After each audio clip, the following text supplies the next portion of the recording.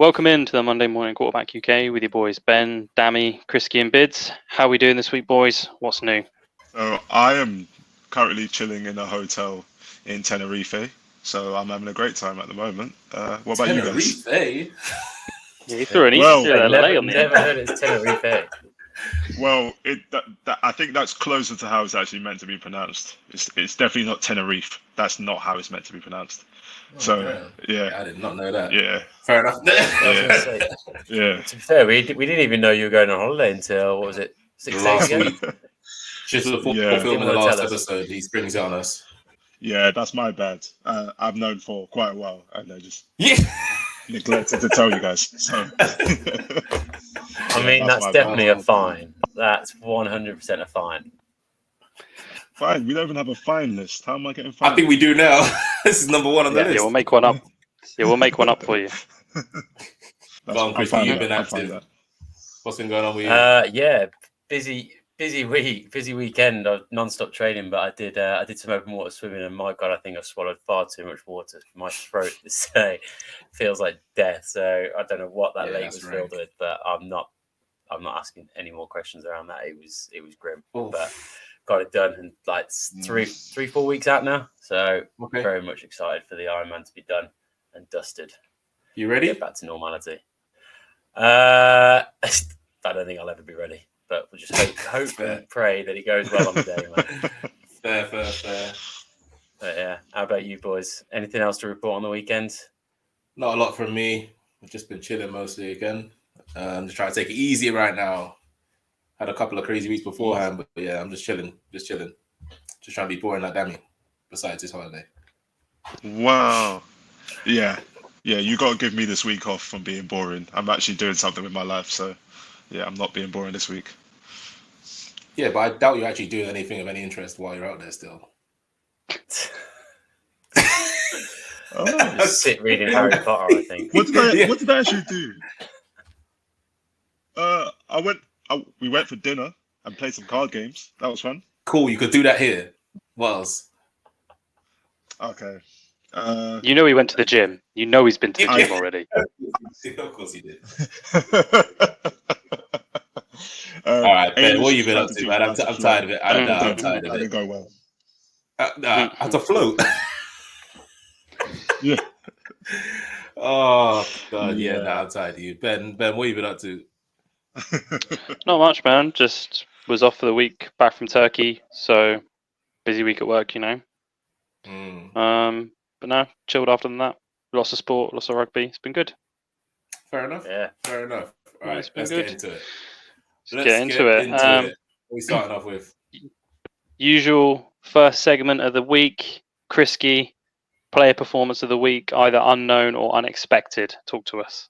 Oh, it's definitely an unknown performance this week. It's a performance from one of the massive games, the Dolphins. Devon A. Chain, which I only just learned to say his surname. That is how unknown this guy was. So, yeah, very impressive. Very impressive game from Devon. He finished up with 18 carries, 203 yards, and 2 touchdowns. So that's an average carry of 11 yards, which I think that's pretty impressive. And don't get me wrong, high scoring game. But the thing that got me the most about this is when I was looking back, because I was like, where's this guy been? Looked at the first 2 weeks. Week 1, no game time at all. Week 2, he had 1 carry for 5 yards, and then suddenly you throw him in with 18 carries and you trust the ball within that much, and it pays off. Like, I think that's just crazy. I don't know what your thoughts are on that. He also had 4 receptions for 30 yards and 2 more touchdowns. So he finished up with 4 touchdowns. Which would be ridiculous. Which would be ridiculous in its own right had Mostert not also got 4 touchdowns in that game. Oh man! Like, what game? We'll get into that game a bit later on. Yeah, the craziest thing was this guy got 51 fantasy points, and no one has him in their team. In our 10-player league, no one has him in their team. No one will get him on the waiver because I'm just winning every time. But I guess question for the group then, and probably maybe more towards Ben. Like, how often do these sort of just massive trust come out from nowhere, because he's obviously, like I say, he's gone from doing nothing week 1 and week 2, then suddenly getting so much trust and giving the ball so much in week 3. Yeah, so I think first of all, unknown player performances will happen quite a lot. It's mostly because injuries occur, so people get opportunities, people get brought up from practice squad, people get, you might be the third choice running back and the first choice running back goes down. Well, inevitably you have two. You usually go with at least 2 running backs in the game, sometimes 3. I mean, the Chiefs in their game played all 3 of their running backs several times. They had Edwards-Helaire, they have Jarrett McKinnon, and obviously Isaiah Pacheco. Yeah, McKinnon and Pacheco. So they played all 3 of them. It's quite common to play 2 or 3 running backs, but quite often coaches will run with the hot hand as well. So if a running back has, they've tried something in training, or they've done something with something special with a player and it works once, they might just give them more reps and more carries in the game because maybe they couldn't stop them or it wasn't expected, because teams will set up and plan based on what they've seen you do so far. So bringing in new players like that and bringing in new schemes and things like that can throw defenses off, which is what happened to Denver. They had absolutely no plan for him. They had no idea who he was. They might know who he is, but like third choice, second choice running back. Oh, they know now. Everyone knows now. But he runs like, what is it? A 4.32 40-yard dash. He's quick. Yeah, that's quick. And I guess if he's seeing the game so clear in that and he's just like feeling it nonstop, you are just going to naturally go, yeah, he's playing out of his skin at the moment. Let's just give him the ball and let him do his thing. Exactly. Also, the Dolphins might have done their homework. Well, they definitely did their homework, but they probably identified that Denver doesn't have a lot of pace through the middle or something like that, where they've identified that a pacey player, although might not be able to shake off many tackles, will hit the hole quicker through the gaps in the O-line and D-line, and then they won't be able to get to him at the second level. So they've probably scouted that and figured that, well, A-Chain is going to get yards because they can't keep up with him. Whereas you might face a team like the 49ers and you're like, that linebacker crew is so fast with Fred Warner that you throwing pace at it isn't going to help you. You need someone bigger who can maybe shake it off, like a Derrick Henry or someone like that. So they probably scouted that.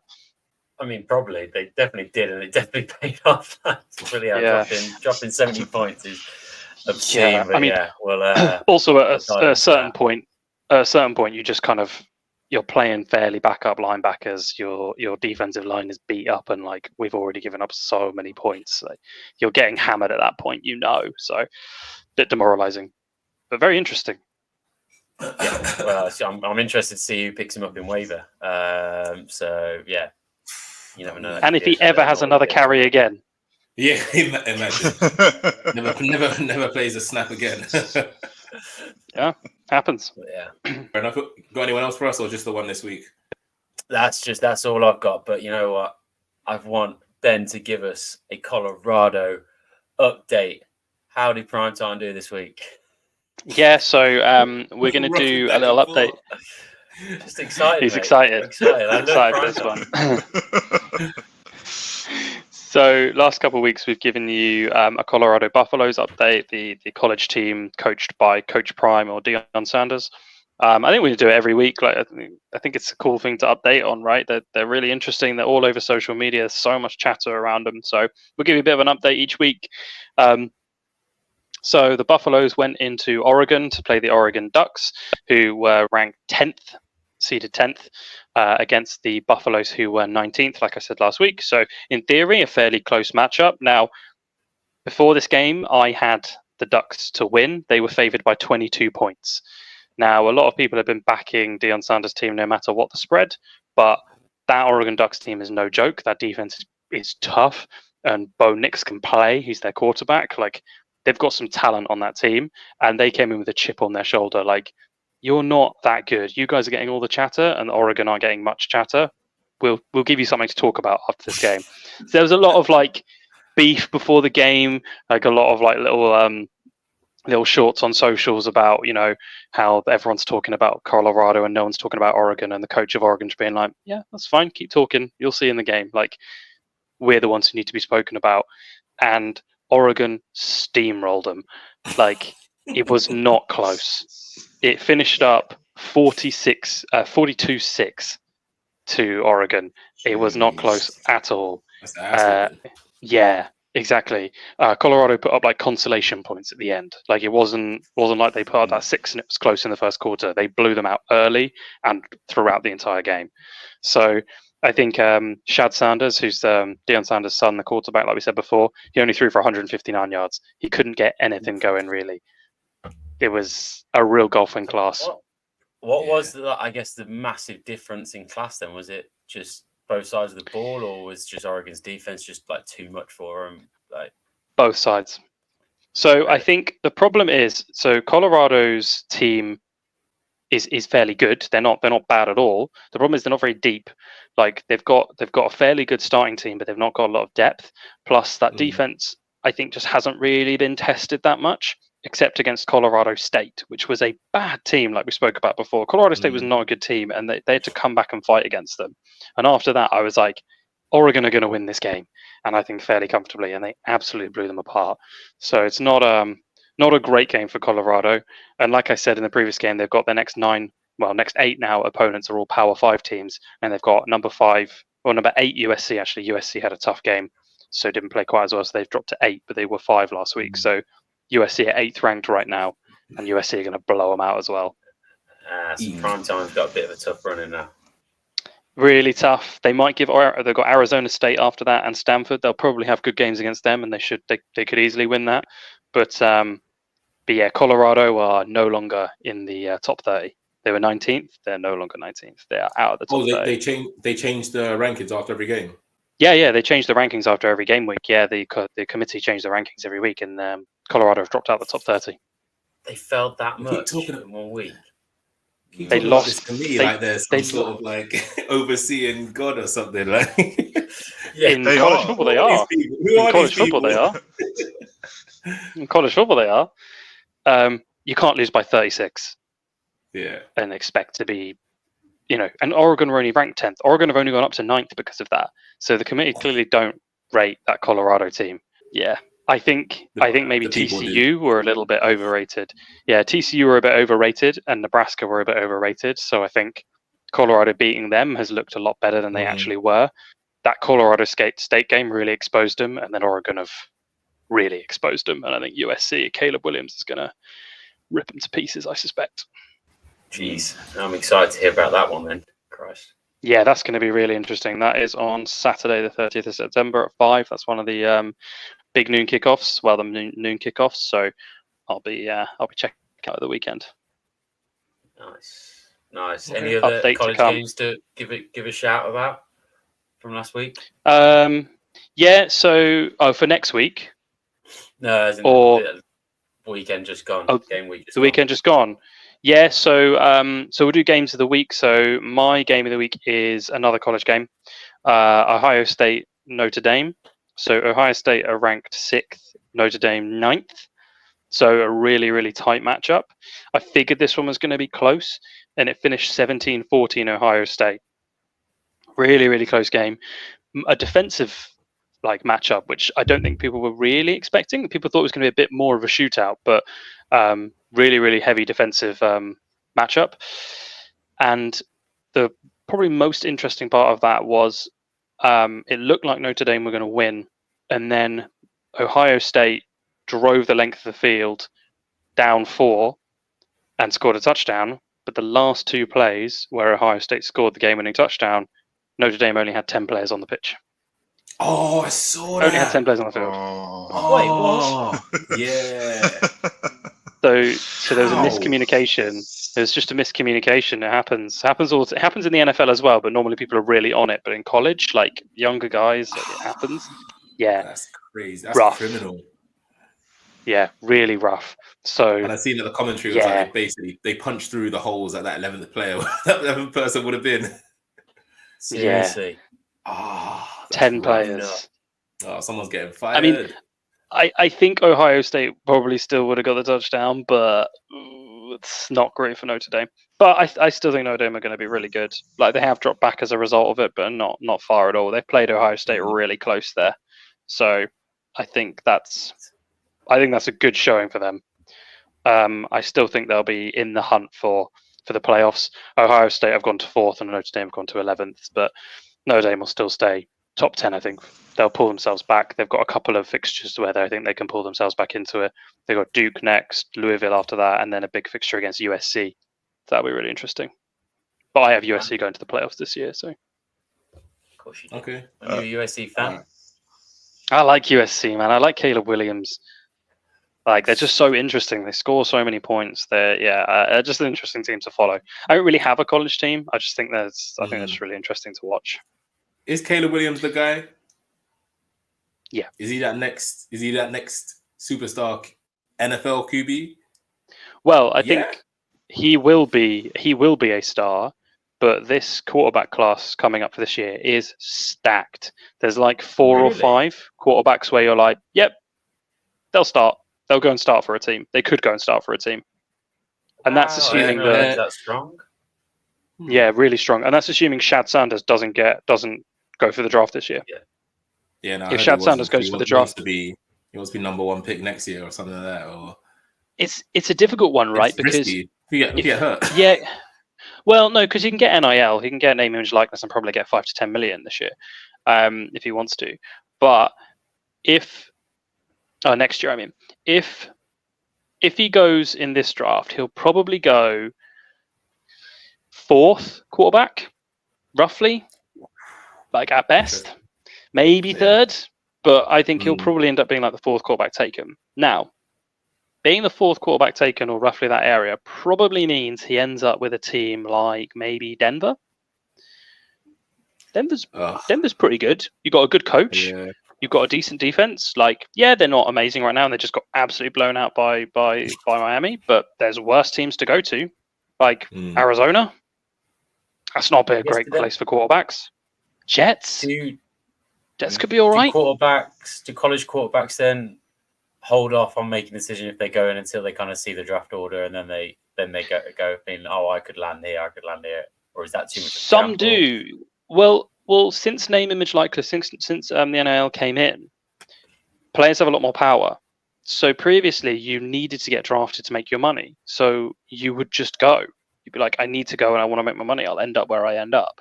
But now, you can kind of control that a little bit more.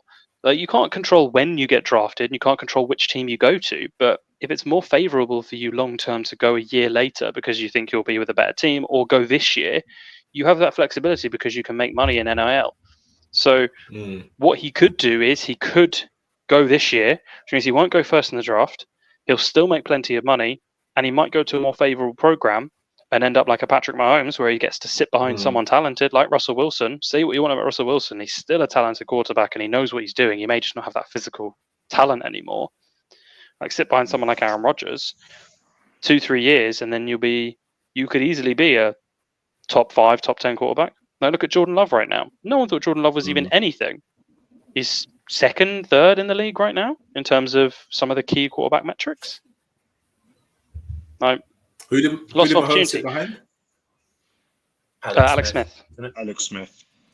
Yeah. Oh, I don't know that guy at all. Okay. He was the blood injury guy, right? He had that blood injury. Oh, okay. I know of that guy. You know that guy, yeah. He faked the injury, yeah. Yeah, little blood capsule. Exactly. Thing is with so crap that's the thing he's known for. He was a really good quarterback. Anyway, shit, that's why. Yeah. The thing is, just one final thing I'll say before we move on is Shad Sanders is if he goes the following year, he probably will go number 1. Like, there's just that many talented quarterbacks in this upcoming draft. You've got Bo Nix, you've got Drake May, you've got Caleb Williams. Like, those guys will probably all go above him. But next year, following year, I mean, he'll probably go first. Yeah. So, all right. Let's hear from you, Dami. Yeah, so back to the NFL. The game of the week for me was Cowboys versus Cardinals. I mean, who saw the Cardinals beating the Cowboys and beating them quite convincingly too, as well? First of all, being able to stop that Cowboys defense, Micah Parsons, Lawrence as well. It was an incredible game to watch. Josh Dobbs looking again like the next Michael Vick. I know the Giants tried to make him look like Michael Vick, but he actually looked like Michael Vick against the Cowboys. And then and of course you thinking the Cowboys they're going to go to 3-0, they're going to be top of the division, probably the cream of the crop of the NFL, and now they're back down to 2-1. And if the Eagles win their game later on today, then they are behind the 8 ball, behind the Eagles, and they're going to have to catch up and probably win both their head-to-head games in order to win the division. So, yeah, for me, that was probably the game of the week for me. It was a cracking game. But did you see, just on Josh Dobbs quickly, did you see that video of him going into the club shop to try and get his jersey? And they actually haven't got him as a name player on the selection. Oh, you're starting QB. Oh, That's tough. Oh, man, I feel the pain for him. That's deep. Yeah, that's busted. but yeah, no, back to the game. It was for a team who is actively trying to lose and have the season for the Cowboys to lose to them is. I mean, you say that they're actively trying to lose. Like the players aren't trying to lose. Like the organization might want to tanking isn't. The players aren't gonna like. They're playing for their careers. They're playing. That's their job. They're not trying to lose. The front office is trying to lose. Yeah, the only one who's trying to lose is the owner and the GM. Maybe. Maybe.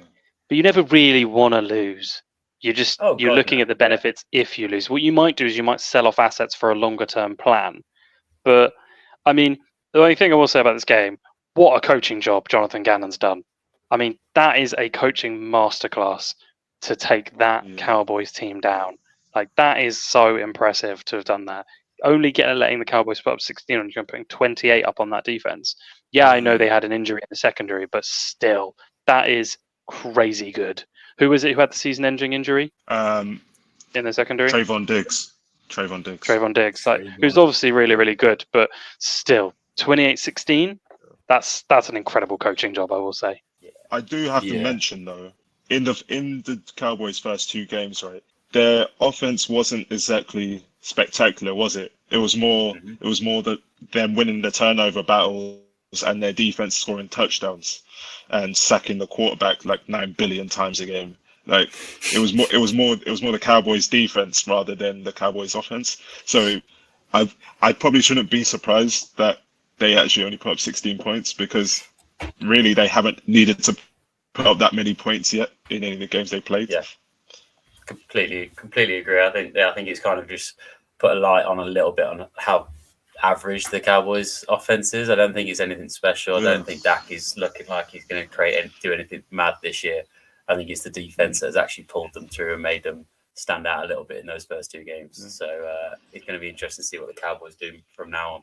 Does bring into focus those Cowboys-Eagles games, though. Those are going to be really interesting. Because I think actually the Cowboys could do some damage there. So we'll see. Yeah. Very good game, though. Bids, who did you like? I've gone for my Chargers and Vikings.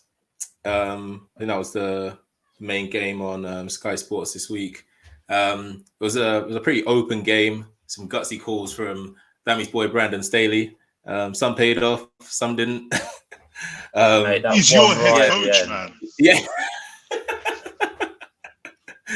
A game that went down to the wire. A game stealing interception with 7 seconds to go in the end zone. It was crazy.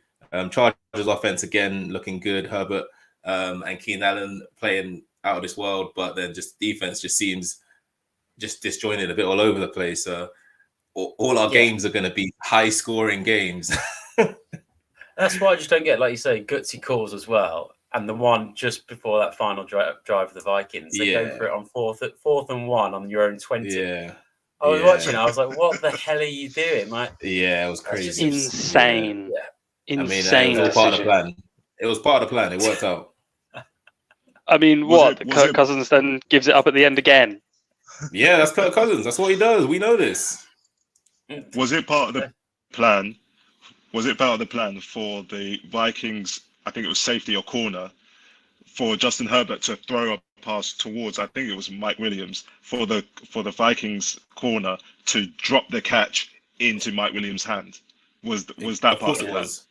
Of course, that was fortunate. Yeah, that was No, it was. No, I don't know about fortunate. That was part of the plan. This is what we work on Josh in training. Palmer. This is what we work Was that? Yeah, sorry, Josh Palmer. Was that Yeah, Josh Palmer. Was that Josh Yeah. Palmer touchdown? That was so hard to watch. Yeah, that was crazy. That was ridiculous. Mm. Man, sorry, it all Josh works So I out, guess yeah.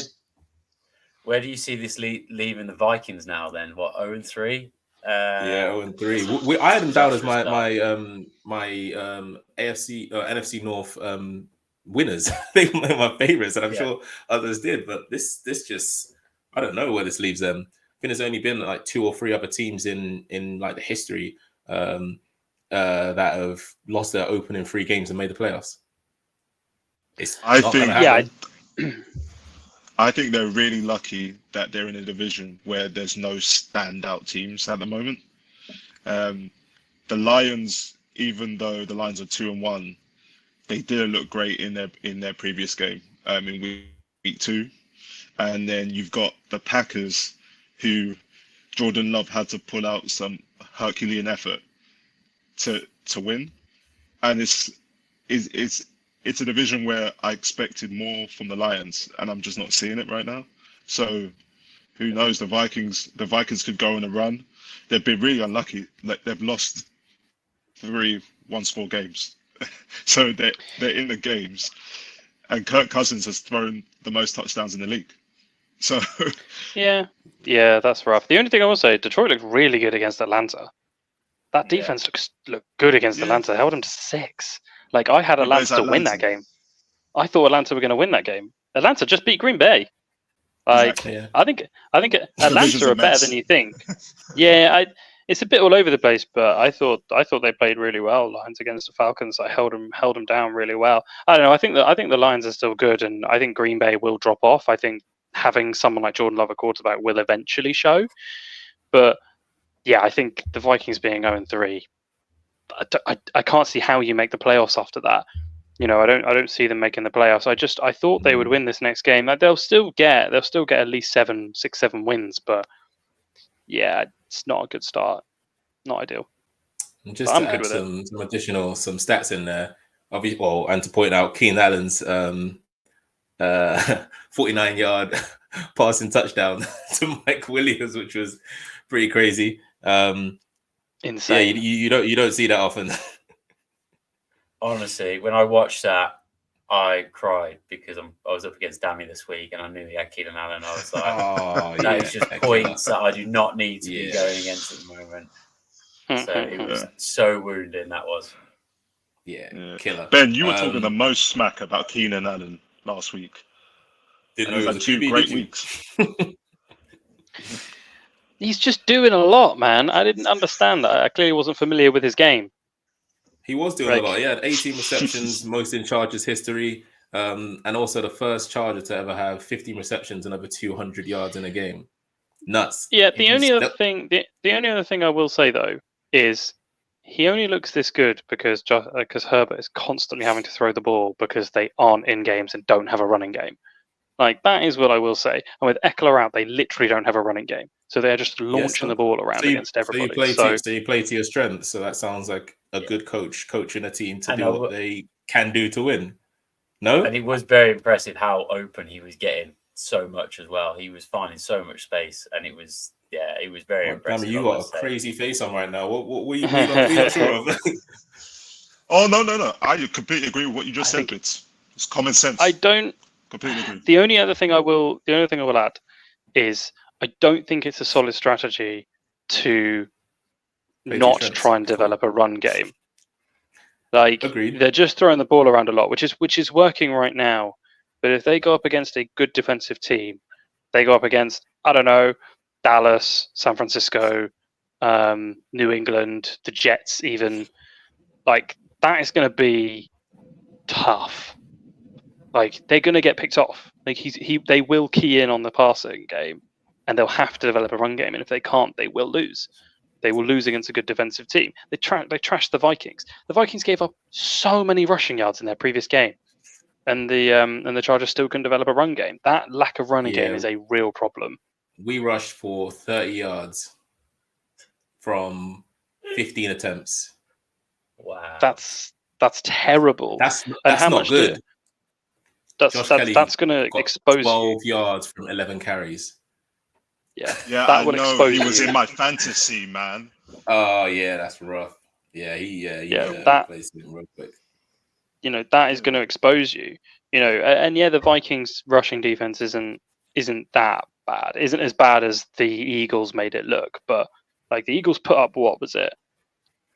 DeAndre Swift put up 175 yards on them. Like, and I know that offensive line is absolutely stacked, but they put up more than 200 yards of rushing on them. Like, I don't know. I feel like that's the kind of thing that will get you exposed if you can't develop a run game. Fair. Anyway. Fair. But Kriski, yeah, who did you like? One final stat on Justin Herbert. There was records broken all over this game. So Herbert is now the second fastest player in NFL history to reach 15,000 passing yards. Did it in 52 games. Obviously, only Mahomes did it in shorter in 49. And he also hit the 100 touchdown mark, fourth fastest in history, only behind Mahomes again. Dan Marino, Kurt Warner, and Mahomes. So yeah, he's just breaking records all over the place. Yeah, him and Allen just breaking records. Impressive company. That I was impressed by those stats. Yeah, my bad. Go on, Kriski. Nice. My game of the week was the Dolphins, mate. I know we spoke about it briefly earlier, but to put up 70 points is just huge, and that offense is just so stacked. I just can't get over how good it is. They didn't even have Waddle playing. Like, there's just I don't think we've got. I know we kind of gave kudos to Patriots last week on a slow down Hill, but there doesn't seem to be much options to actually stop that offense. They're just lethal. Tyreek Hill is that guy, man. Tyreek Hill is that guy. Who? How many times has that happened before? 70 points. Not many, right? I think it's 2 or 3. I think it was last time highest scoring game. Say again. And the last time was in 1966. 1966. That's huge. That's and they had the chance to go for the field goal and break the record. But mate, that's good. He didn't want to take it too far. They didn't want to take it too far.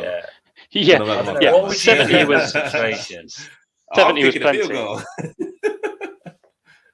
You rubbing it in their nose, you're just going, absolutely, man. I don't care about them. I'm just trying to score.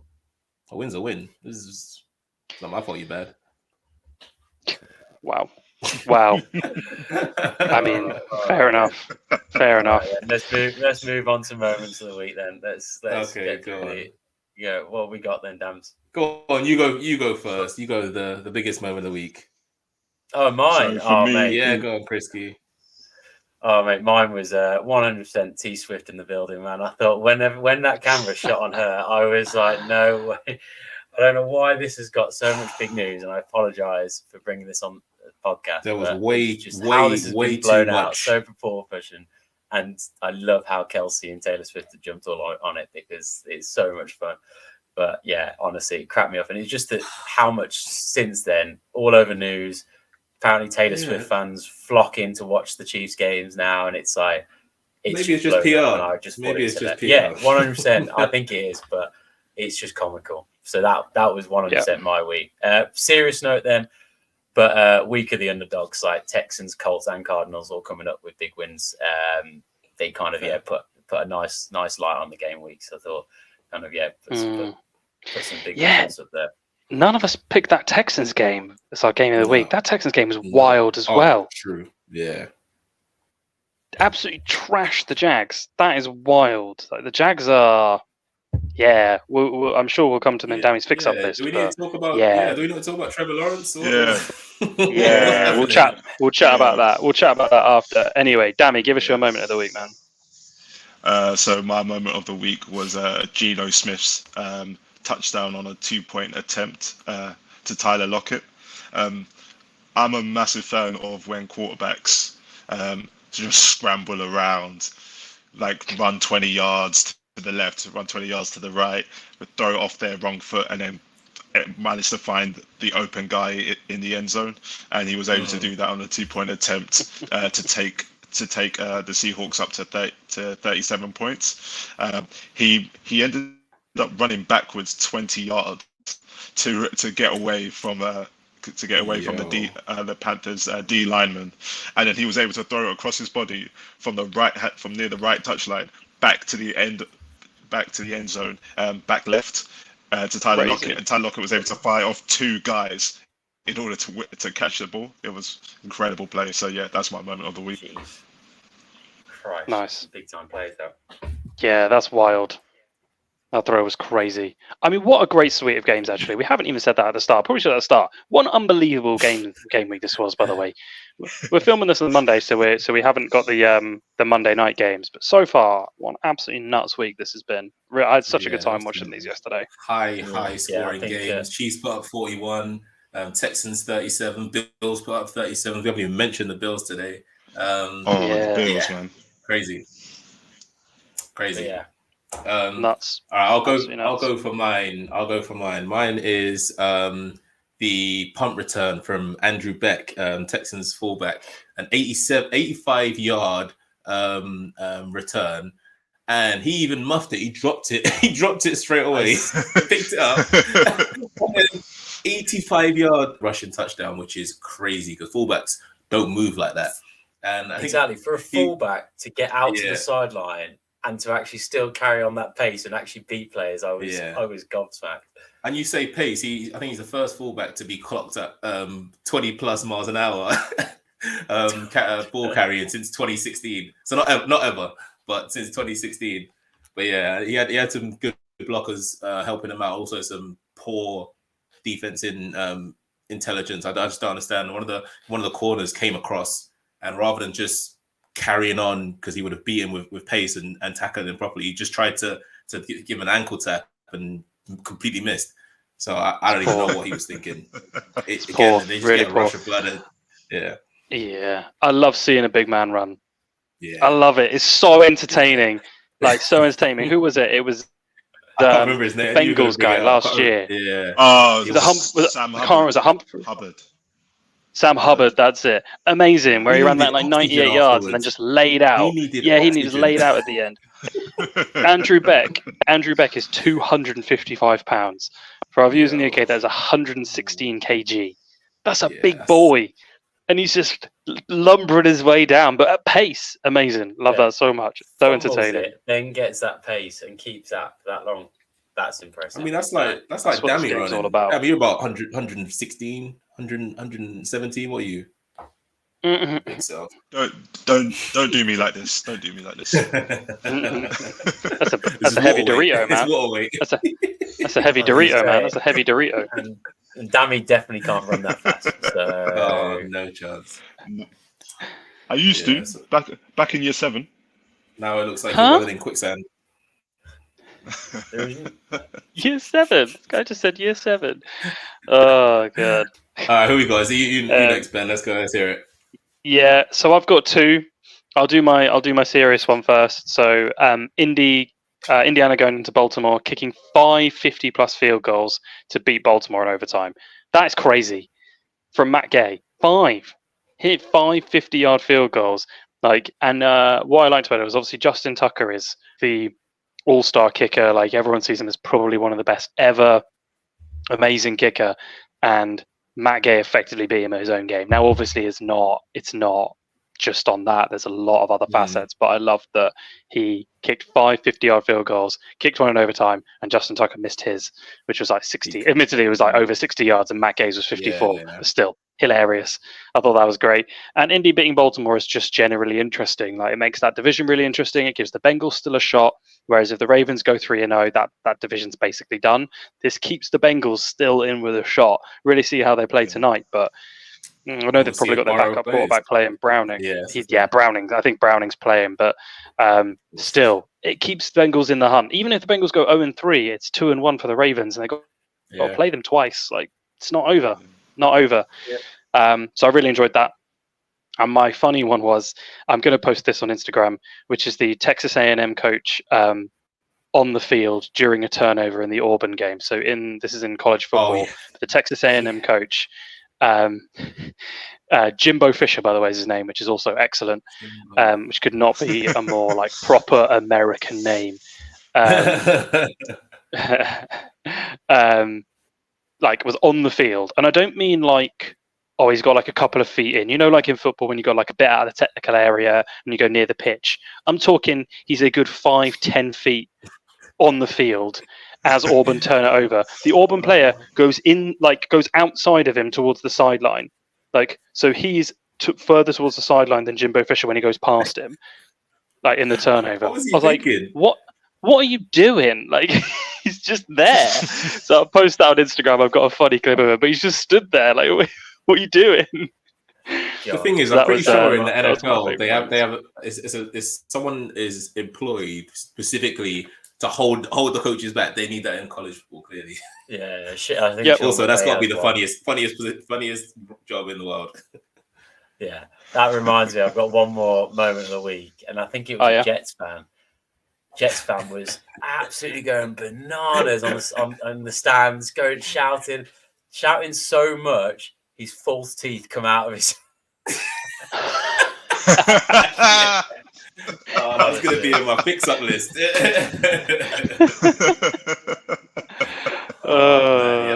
caught himself as well. You could tell he was angry at himself. Yeah, he caught it and he was like, "Oh God, get him back in."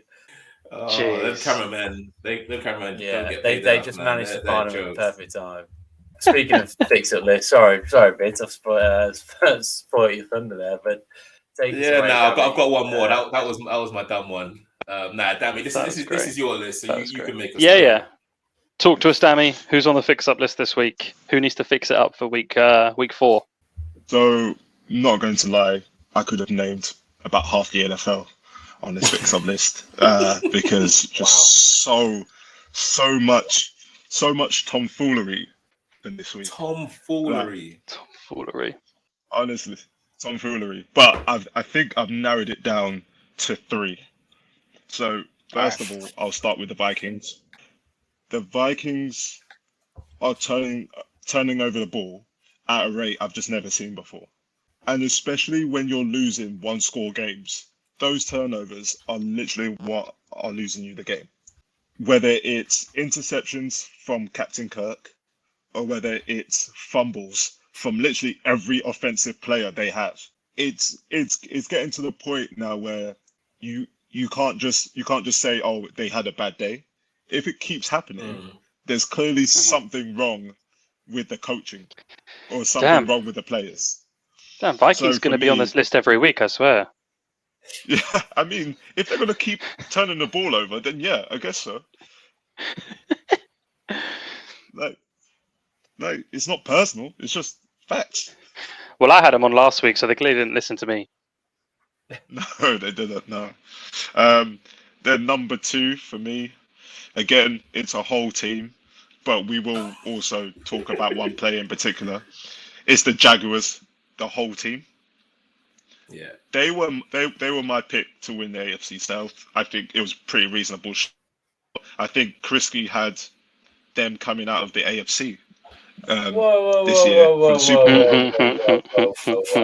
Bowl. Don't just was it you? Oh, sorry. Shoot shots fired for no reason. Yes, I did, but come on. Hey, hold on. Bring me down with the Jags. Wait, hold on. He's like, I won't have these facts levied at me. Coming at me with your facts. Tell the Jags to fix it, not me. I know I've got problems. So Kriski's number 3, yeah? Kriski's number 3 on your fix-up list. Yeah, but the Jaguars, they're 1 and 2, right? And they haven't looked good in any game they played. I mean, thinking about it now, the Colts are probably better than most of us would have thought. So for them to beat the Colts was probably a good win.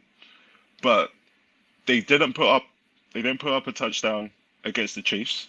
Side note, the Chiefs defense looks very good this year. They played very well so far. So maybe that's not fully on the Jags, but still not even putting up a touchdown. That's a problem. No Chris Jones though. Damn. Yeah. And then in this game, the way they lost was quite pitiful. It's the Texans. It's CJ Stroud. He's a rookie. Oh, come on. He balled out though. And yeah, he did, but the Jaguars should be beating the Texans no matter how much he It's pulls true. out. I'm giving him his props though. Like you're just digging him out. No. But again, this is probably I should probably put myself on the fix-up list for not rating the Texans high enough then, because I obviously do it. Because I didn't. This guy just put himself on the fix-up list. Yeah. I'm facts over feelings. So for me, the Jaguars. Facts over feelings, baby. So so number 2 is Jacksonville Jaguars / Trevor Lawrence, and then number 3. So taking it from Ben from last week, Sean Payton. You can't be talking all that trash about Nathaniel Hackett, and then get your ass whooped like that. That's a college football score. That doesn't happen in the NFL. That's a college football score. That is crazy. The Miami had 5 rushing touchdowns, 5 passing touchdowns. That's never happened before. It's not good. It's not good. So many. It's so many. I bet Nathaniel Hackett never got blown out like that. They passed for and rushed over 350 yards. That's ridiculous. I think Nathaniel Hackett, they did get blown out by the Rams when Baker Mayfield was there, but it wasn't. Nobody put 70 on him. Anybody put 70 on him. So, he took it personally, man. Gave him 70. He bust his ass. Something personally.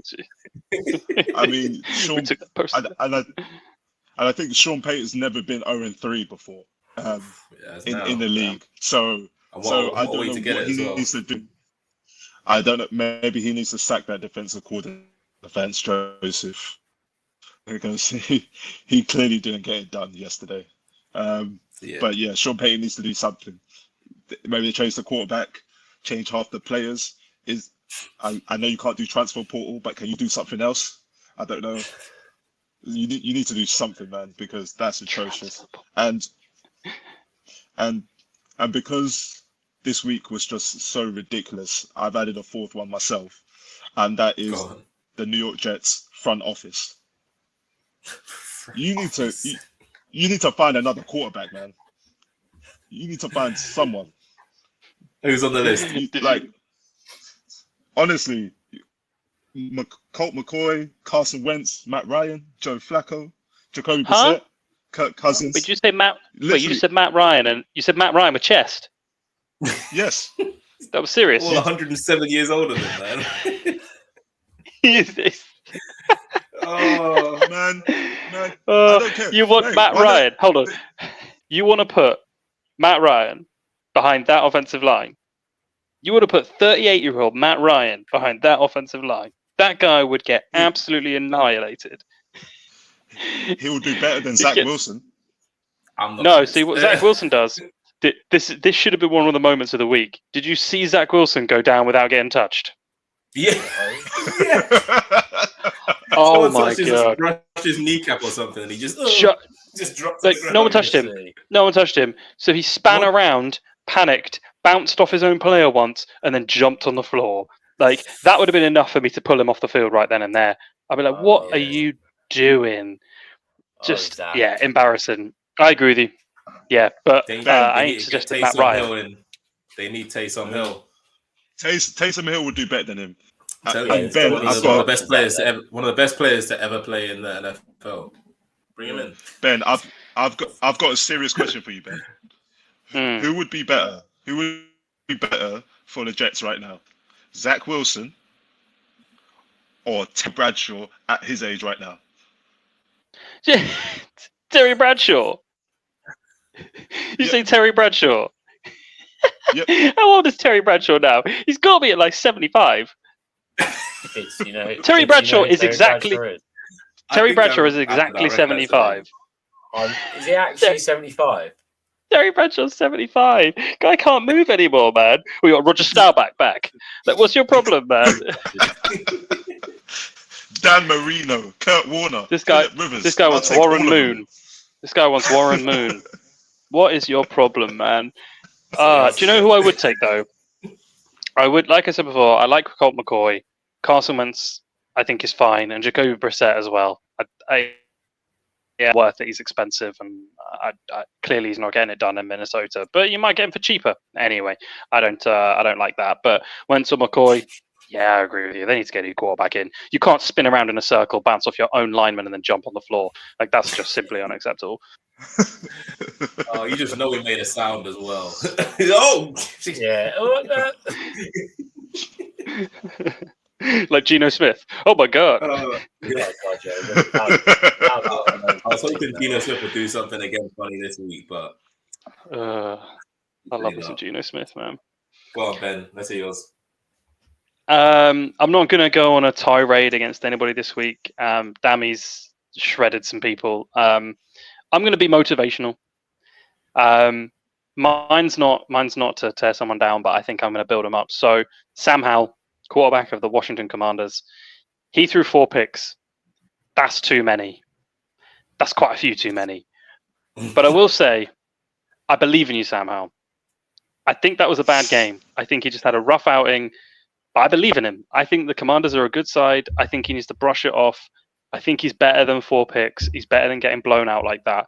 I think the Commanders will bounce back. But 4 picks is too many. Sharpen it up a little bit, but I believe in Sam Howell. So to be fair, he's on my credit fix-up to list. him. There were a couple of rushes by him, which he took on like 6 players, and I was like, yeah, who's this guy? Like, there were glimpses of he's a capable quarterback, but yeah, 4 picks. He's got some talent. Yeah, 4 picks is too many. He's not got a cannon arm. Like he's not gonna shock you by launching it 90, 100 yards. But he can play, and the Commanders are a good side. Just needs to fix it up, cut the mistakes. 4 picks is too many. He's gone down early and he's had to throw a lot, so it happens. But fix it up, and you'll be all right. Rush it off for next week. Okay. All right. I'll do a quick one as well. Mine's another QB, Justin Fields. Yeah, that was a pretty shocking outing. He had 22 attempts, 11 completions. He changed his game route or became his old self with 11 carries, rushing attempts, but for 47 yards. But just in general, it was just a catalogue of errors. And he ended up knocking himself out, getting concussion. I don't know if you've seen the video of it afterwards, but he did not know where he was. I can't remember who his teammate was. Had to sort of usher him off the pitch and be like, "Yeah, you got to go off. Like, you bust your head again." DJ Moore, yeah. It was just. It's just looking. It just seems to be going after calling out all your coaches during the week, saying, "Oh, it's the coaching." Then go put in a lackluster performance again. You see fans burning the shirt after the game. It's just like, oh yeah, it's looking like a nasty breakup just about to happen now. And I just feel this was meant to be his season. He's finally got his weapons, and he's just he's just not an NFL quarterback. But he's just not that guy. I think being on the QB1 show elevated his stature clearly. The only other thing I would say is this feels like another one from the quarterback situation I was talking about in the draft class. Is just a bad situation. Like the Bears are not a well-run organization. Like you don't want to go there as a quarterback. You don't think that if Justin Fields had gone to Kansas City and sat behind Mahomes, he would come out after maybe 2-3 years and right now and would be playing well. Like probably. I think he's better than the Bears are making him look. He was obviously going to run a lot more in this game. He called out his coaches. He was going to go running. But the fact that he got a concussion, is anyone surprised by that? Throws for under 100 yards. That's embarrassing. Throws another not great pick. It's just classic. But I think if he goes to a better organization, things are very different for him. Situations matter in the NFL. So I think he's just got a tough draw going with the Bears, which is why Shad Sanders might come out this year. Anyway, fair. Yeah. I had that old man losing his teeth as well. He needs to fix up and find some better dentures. But I also had a Michael Carr. I'm not even sure who he is, but I've seen something on Instagram, I think, or Twitter or something, about him squaring up to the Jets coaches after the game. Like, you can't be doing that. Yeah. Like, he's like the third string running back. Yeah, that's an he's like the third choice running back, isn't he? Yeah, you need to relax. Like, your team sucks, but relax. Like, fix up. Yikes. Yeah. Kriski, you got one for us? Yeah, just to finish it off nice and quick. I mean, we touched on them a lot earlier, but the Cowboys, I think, just to lose to Cardinals after so called this is going to be their season, and yeah, they just looked just not the same team. I think they were just very disappointing. I think Dak, I just don't believe he's that guy at all. So I think definitely need to fix up because if they've got a chance of beating the Eagles that number one spot, they've got a lot of work to do. Kriski is unforgiving. One bad week, and Dak's No. washed. I go back to the offense just not being that much to shout about. I think the defense of Micah Parsons brilliant, unbelievable, but that offense just. Who are their offensive stars? Is it Tony Pollard? Tony Pollard, CeeDee Lamb, Dak. CeeDee Lamb, yeah. I think they've got a tight end called Ferguson, who's meant to be quite good as well. But there's not many standout weapons on offense. Nah. But I think all right. To the end of this week's review. Well, I guess just touching on a few notable injuries from the week, Bids. Yeah, I'll just do quick. I'll just do quickly some of the injuries from the previous weeks that have sort of filtered into this one. Burrow's calf injury mentioned earlier. Unlike start today, it's going to be his second string Browning playing, so we'll see how that goes.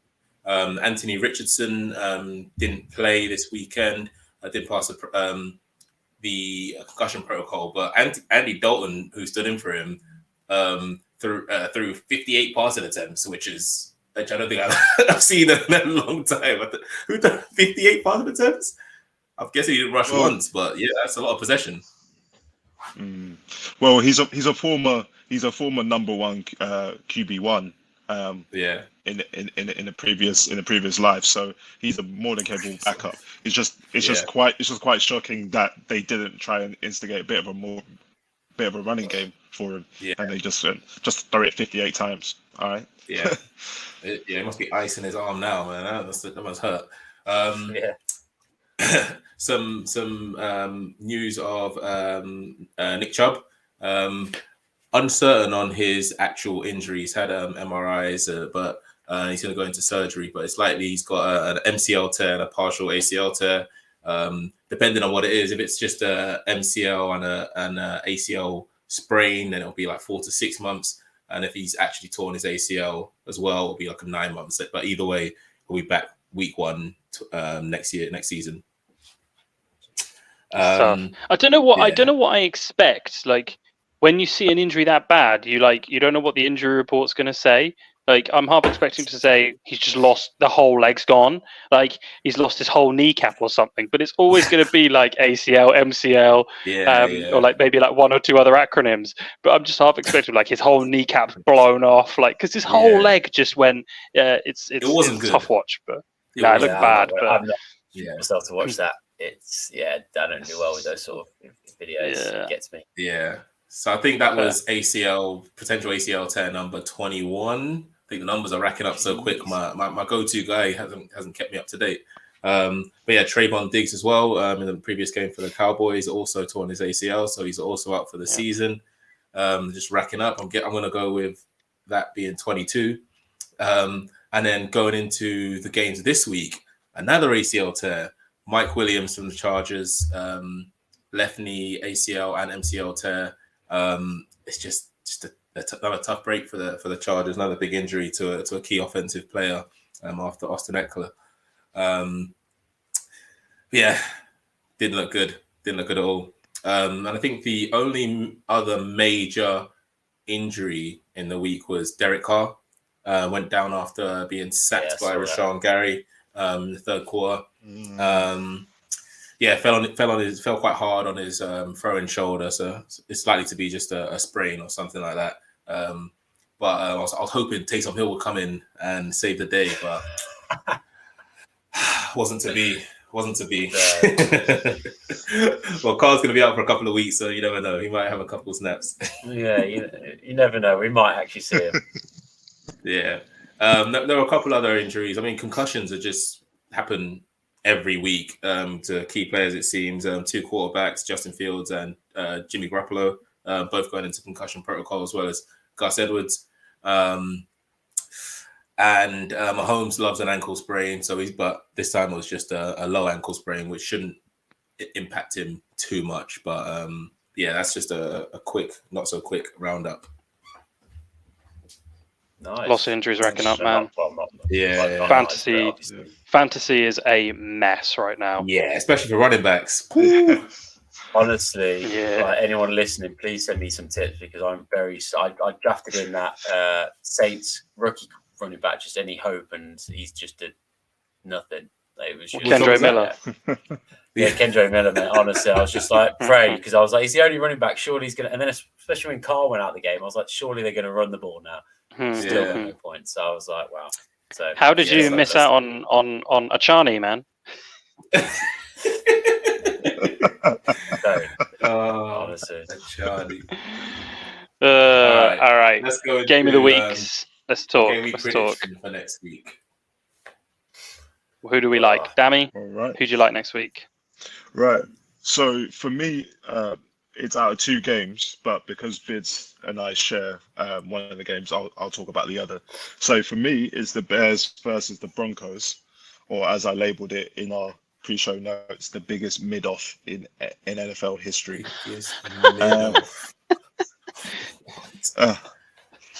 Both teams are. I mean, both teams are 0-3. Both teams gave up ridiculous amount of points in the week just gone. And I don't believe in either of the quarterbacks. I think I just about believe in Sean Payton because for what he did at the Saints. But I don't believe in, is it Eberflus at the Bears? I don't believe in him. And whichever team wins this game, like, okay, they win the game. They're not going to do anything in their division. They're not going to make the playoffs. So, yeah. But it'll be an interesting game because we get to see one of these teams win for once. So, yeah, that's my game of the week. Maybe. Watch him draw now. Hold on. Is every single one of your comments part of your fix-up list throughout this entire episode? Just digging every single guy out. Like, this is unbelievable. Yeah. Just savaging everyone. All right, Bids. Who do you like, Bids? How do you actually see that game going? Do you actually see it being a high score, 35-27, or do you see it just being a dead rubber, just 7-7?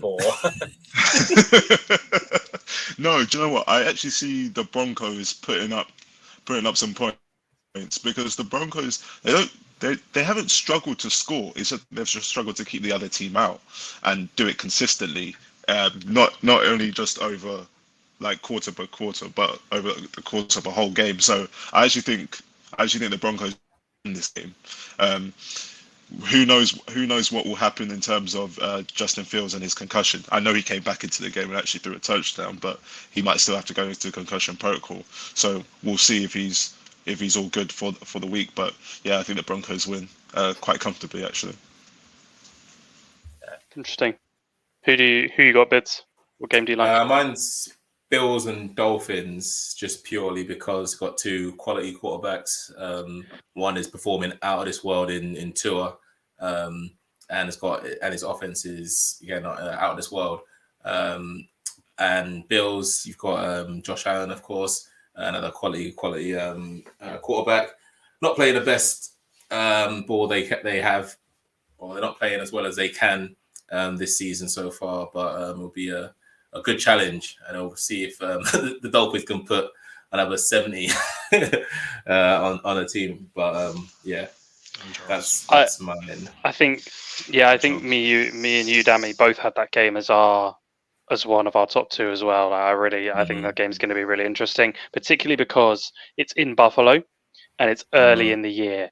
So Miami have got a significant advantage there because they're going at a less cold time of the year.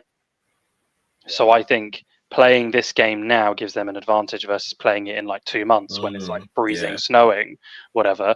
This plays to their strengths where they can air it out still. So if they can get a win, I think this decides the division. I think if the Bills win, then I think the Bills are in good position to win it. If the Dolphins win, I think they definitely win it. So I'm more leaning Dolphins anyway, like I said before. But I think the Bills, if they win it, keep themselves in a good position to get the win in the division. But Dolphins looking strong. Nice. So that was one of my two, but I like the Packers Lions divisional matchup. Both 2-1, like looking like a real interesting matchup. Like Lions in theory should win it based on preseason predictions, but Jordan Love's looking better than people think. I think it's a really interesting one. So I'm looking forward to that one. That's definitely one I'll be watching. Who do you like, Kriski? Oh, I feel like there's only one, boys. The NFL is coming to the UK, so the Jags versus the Falcons.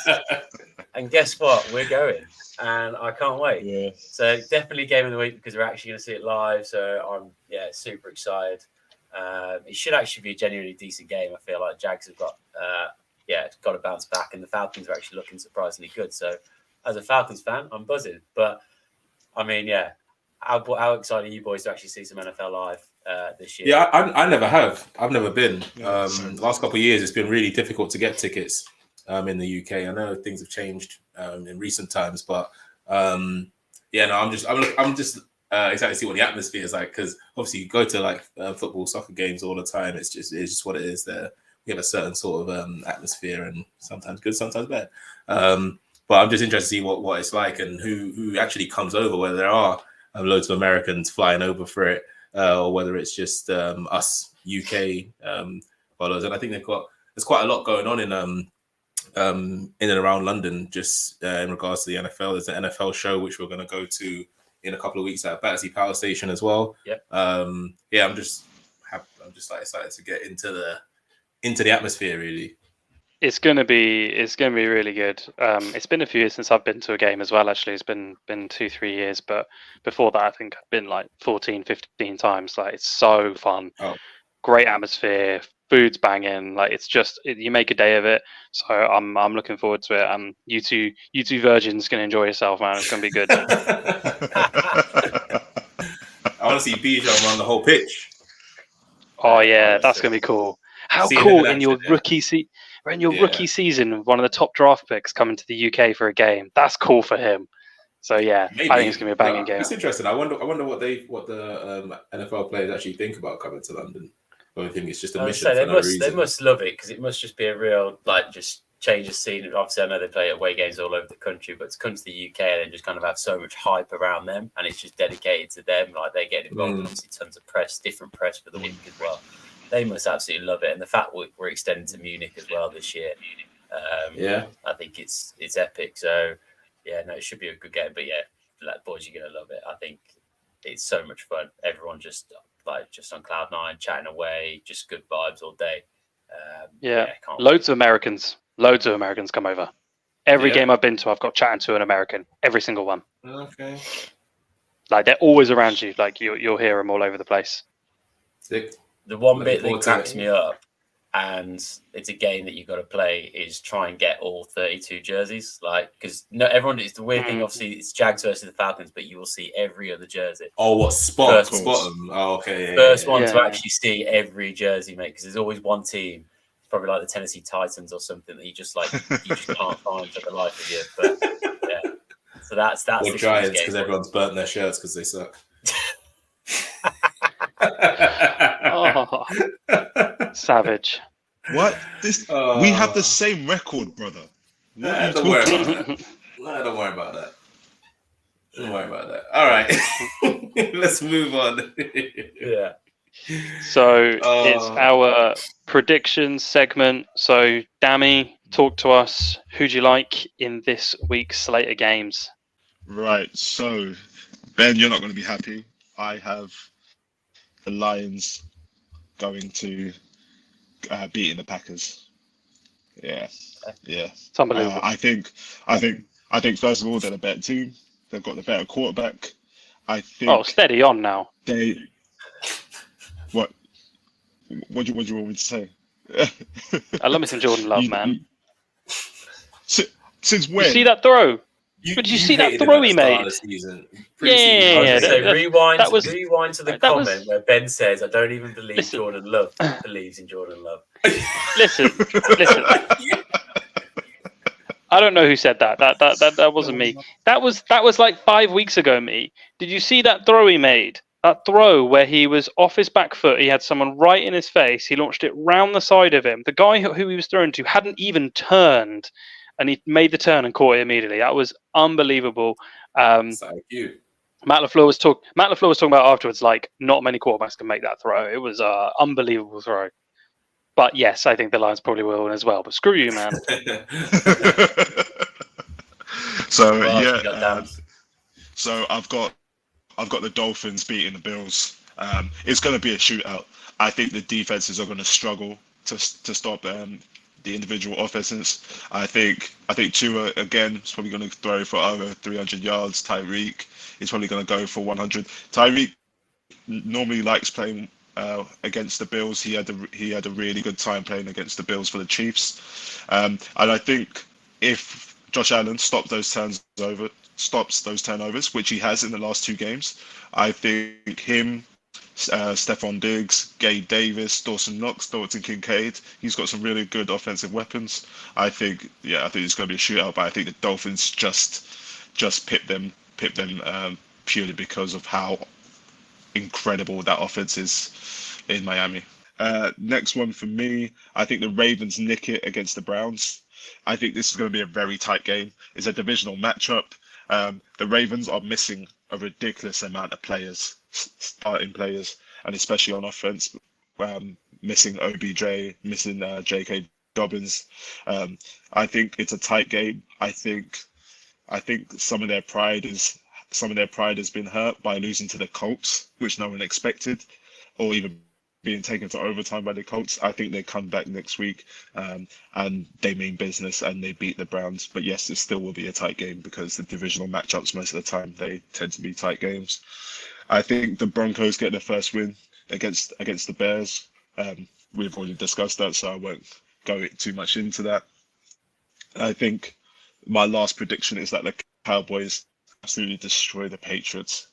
I think the Cowboys are going to get destroyed in the media for the next week, talking about how they got too big for their boots, how they already thought they were going to be in the Super Bowl, how Micah Parsons on his own podcast was talking so much about how they're such a great defense and how they can stop anyone on their day, and they just got beaten by a team that Kriski thinks was tanking for Caleb. So really, they have to go out and show against the best coach that's ever lived in Bill Belichick that they are a very good team and that they are a team that deserves to be taken seriously. Because if they lose to the Patriots, they are now 2-2, and the Eagles could be 4-0 up if they win tonight's game and they win the next game, and then they are in big trouble for the division. So yeah, I think the Cowboys go all out and really give the Patriots something. Fair enough. All legit. I am keeping count of these little side digs, Dami. Just these episodes. Don't worry. There will be karma. As always, we'll post the tips to socials, so you can see all of our predictions for this week, or more specifically Dami's, and see who he's got in all of the games, and then keep up to date with how those scores are going. Because at the moment, I think me and you are still winning, Dami. No? Yeah, we're still winning at the moment. I need to actually collect the data from week 3. We got a lot of our predictions wrong. Just put that out. Yeah, don't worry about that. Everyone did. It was a bad week for betting. There were so many upsets in the bad week for betting all around. We'll post. How did Ben's bankers get on last week then, Ben? How did we get? Yeah, so we won our 8-1 last Thursday, which was good. Pleased with that. Nice. But our 56-1 on Sunday lost. A few parts let us down there. So, yeah, a bit disappointing. The Saints and Falcons game did not go as I expected. Especially the Falcons were disappointing against the Lions. I think I expected that game to go slightly differently. Bijan, I expected to get more rushing yards, and he didn't get them. So that was a bit disappointing. but we go again. We're still doing all right. That 8-1, I think brought us back up into positive. So we'll keep going. Like always, I'm not gonna go through them all now. But what I'll do is same again every week. I'll post them all on socials. Check them out on Instagram and Twitter. You'll see my Thursday ones going out on Thursday, and then the Sunday ones I'll try and post by Sunday night, so you can see my two main tips. I'll try and do a Thursday bet builder and a Sunday bet builder for the Sunday games. I might throw a little Monday one in. I need to think about whether we post some comments if you like the idea of me doing any in play ones, because the in play ones I seem to be doing a lot better on. I had a 55-1 come in on that in play. Yeah, You just no, slowly 54-1. drop that in there. Yeah. You are the jealous Yeah. guy. So I might drop a comment if you want me to post some of the in play ones. But I want you to post it. What are you talking about? I was going to say, why are you not sharing it with us? We have a WhatsApp group. What is this? I don't know what you want from me, man. But yeah, so I had. You know exactly what we want, man. That's exactly Show me the money. Well, drop a comment on this video if you want me Yes, I to will. post one or two in plays. I don't want to overload it, but I can do that one in play during the Sunday games. But I had Kirk Cousins coming out and throwing a lot in that game towards the end of the fourth quarter, and he came out and started launching the ball around, which helped me out a lot, which brought that money in. But yeah, that was a nice 500 or so quid. But yeah, posting on socials. They'll be there Thursdays and Sundays, and then maybe one or two in place. Okay, but that's it from me. Final wrap up comments. I've just got one that I remembered. In the Ravens Colts game, just a comment on the officiating just a couple other ones. The Amari Cooper stepping out of bounds one, which was crazy because I just don't get it. The ref was right there. He was staring at his feet, and the guy was half a yard still. It wasn't close. No, it's because he wasn't watching. He expected him to go out, so he just did it. He didn't actually look, wait and see. Oh, he's actually not stepped out of bounds. Was there no way of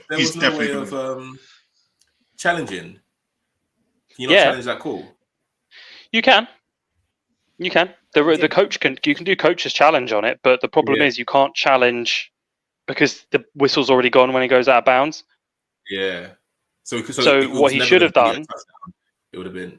What the coach should have done, what the referee should have done was let it play on and then see if the opposing coach or the coach wants to challenge it, like they should do with football. Same thing. Yeah, like when the linesman withholds doesn't put the flag up when it's offside. Yeah, lets it play. Yeah, that was crazy to me. And also in it was a clear not a pass interference. Where he tackled him before he even got the ball in the Ravens game, which stopped them getting the score or getting the first down, which completely changed the game or the result. Yeah. The thing is, referees tend to miss some of those in every game, right? There's like 17 of them. How do they miss it? Because they're human. That's not good enough. Yeah, man, he's been digging out everyone, and now he's back in the refs. Are you a secret referee, Dami? Like, what's going on here? What's happening? He's just sent for every organisation, but then he's like, "Well, steady on. The referees are doing the best they can." Like, what? Man, I put my life savings on the Jaguars, man. I'm so upset right now. But referees, you're losing that. Let me just say, it's not the referee's fault that Lawrence can't score more than 17 points against the Texans. It's not the referee's fault. Damn. You just said final comments. You said final comments. I'm going to add one more. Jawan Taylor, the Kansas City Chiefs tackle, right tackle, another penalty for not lining up correctly. Oh yeah, it's happened again. It's unbelievable.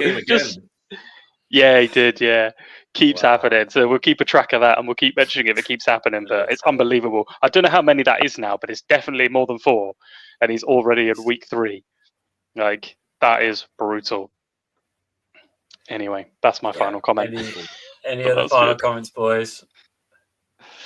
No, just looking forward to the game next weekend. We'll post some Yes. stuff about it. Kriski's keen to post some shorts, so lots coming from us over the next couple of weeks with all the local content here in the UK. Yeah, keep following us on all socials. I really appreciate it. And yeah, thank you very much for tuning in for another episode. Catch you in the next one. All right, peace.